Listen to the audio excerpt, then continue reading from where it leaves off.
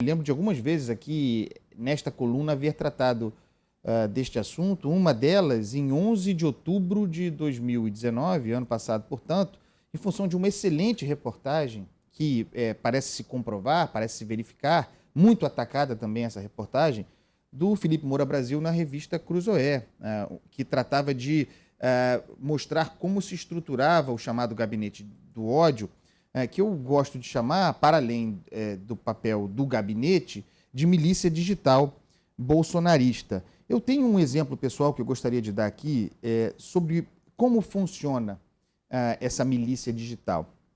Então eu vou contar uma história que aconteceu comigo para exemplificar para o nosso ouvinte como se opera esse sistema. Como as pessoas sabem, quem não sabe fica sabendo agora, eu sou editor, eu sou também editor de uma grande casa editorial. Eu sou editor executivo, minha função é meramente editorial, importantíssima, mas meramente editorial. Não sou sócio da companhia, não tenho ações da companhia, sou um funcionário. Essa empresa, num passado, legítima e legalmente, contraiu um empréstimo no BNDES, uma linha de crédito para mercado editorial.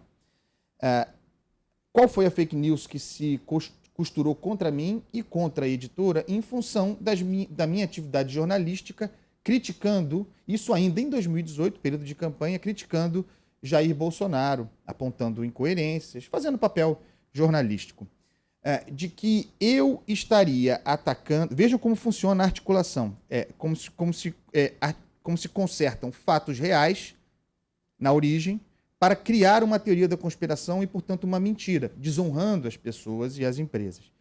De que eu, por que seria... E aí a matéria de um desses sites bolsonaristas, portais bolsonaristas, me transformava em dono da editora.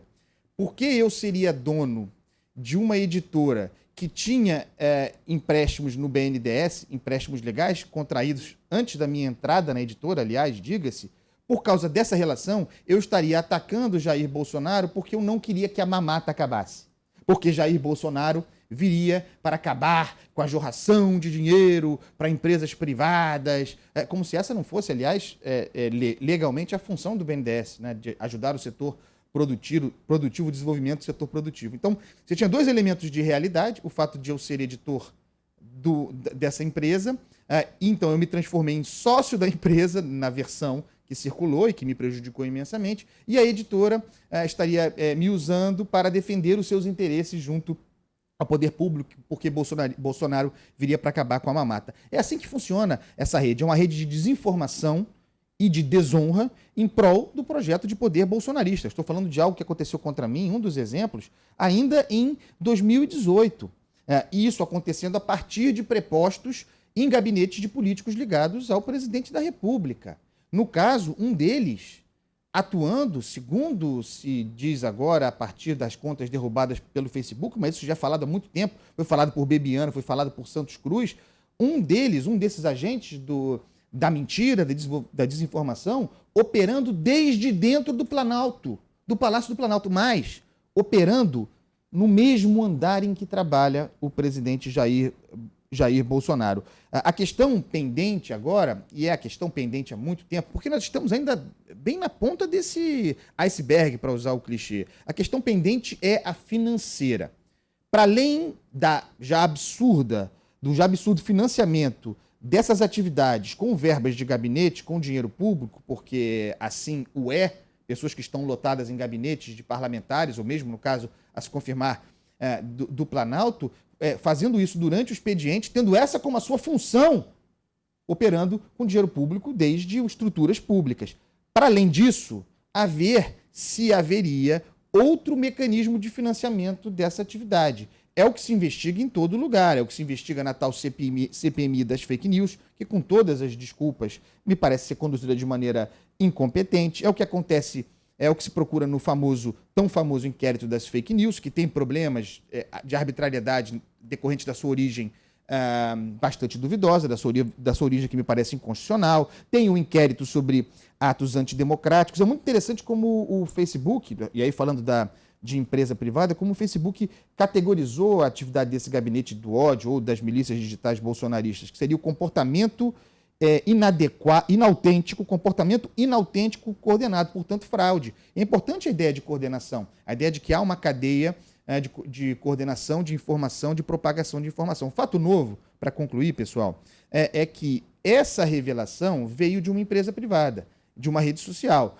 um movimento privado também. E aí fica impossível não ler a ação, no caso do Facebook, a partir de duas pressões. Uma, a pressão internacional das empresas que ameaçam de boicote, o Facebook, portanto, reagindo, se antecipando a que isso se materialize ou que isso se torne ainda mais grave. E, no segundo momento, aqui, pensando no Brasil especificamente, uma reação ao projeto de lei que já foi aprovado no Senado e que agora vai para a Câmara, o projeto de lei chamado Lei das Fake News. É sobre isso que o texto desse projeto de lei, que a gente já tratou aqui, Megali já tratou, é um texto muito complicado, muito ruim, vago, pouco debatido, que me parece ser tocado por gente que não conhece o assunto, que pode colocar em risco a liberdade de expressão, inclusive da atividade jornalística verdadeira, não essa de desinformação. Mas o que o Facebook fez ontem é o que se espera, o que essa lei pede que se faça. Rede social como juiz.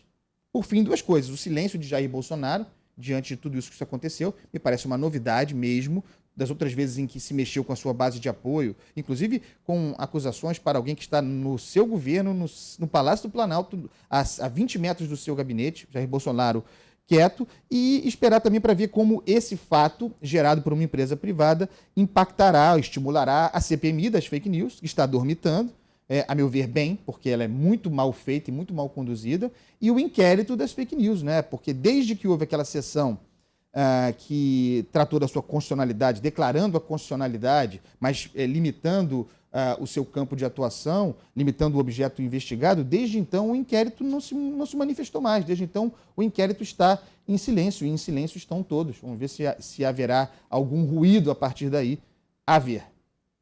Por enquanto, o silêncio tem sido bastante eloquente. Andresa, um beijo para você, até amanhã. Beijo, pessoal.